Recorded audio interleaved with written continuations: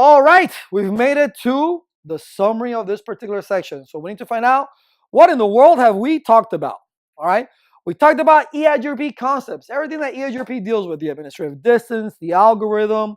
We've talked about the basic configurations, right? The autonomous systems that we use. And in the basic configurations, it was a classful boundary of the address that we used, and we had to use the no auto summary if you're going to do that. If you're going to use just the classful boundary addresses, you must put no auto summary in order to work. And remember that you have to use complete. You have to have the same autonomous system across the board for single autonomous system EIGRP. Topology table, we went into a little bit of depth in the topology table. All right, we took a look at what you need to know, like the active and passive. Those are very important. All right, and the feasible distance. But the feasible distance, we saw that that's how we get our successor routes and our feasible successor routes based on that calculation that we looked at of the advertised distance from our neighbor and what we're advertising to get to that particular neighbor. So it comes out with a feasible distance. All right. Also, it takes, because of dual, EIGRP uses those K values that must be the same, Because remember, EIGRP keeps adjacencies, all right, with the routers based on hellos, right? And they don't have to be the same.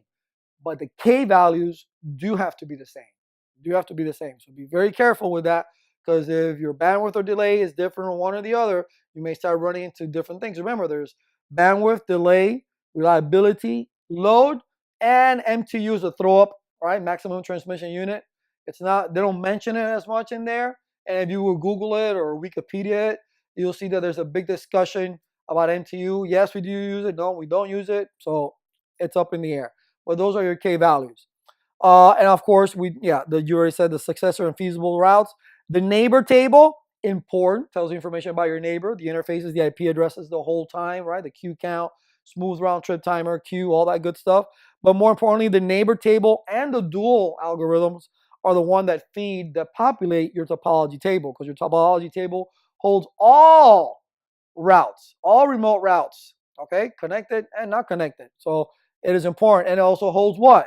It holds the feasible successor, the one that stays there as a backup for the successor route. So you see how they all come together.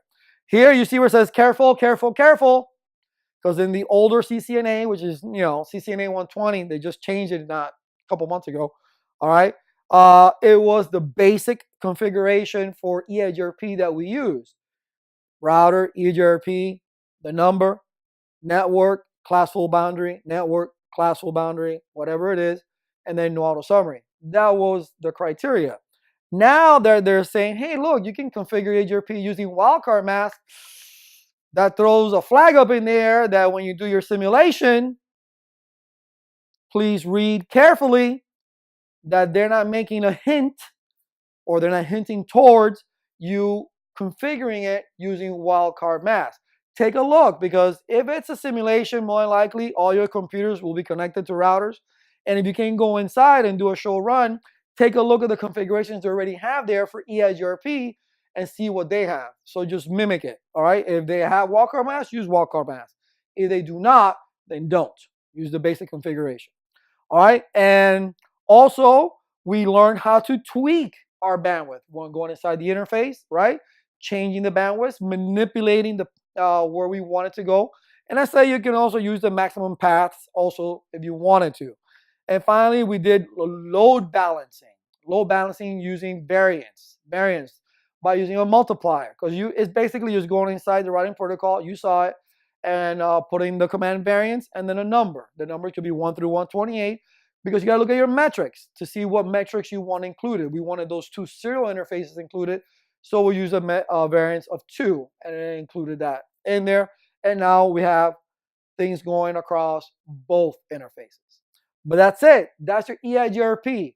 That doesn't mean that, hey, don't practice more. Definitely create different topologies, not just the one that you see here. Mimic the one that I have. Take away a link. Do just 3 straight routers going across.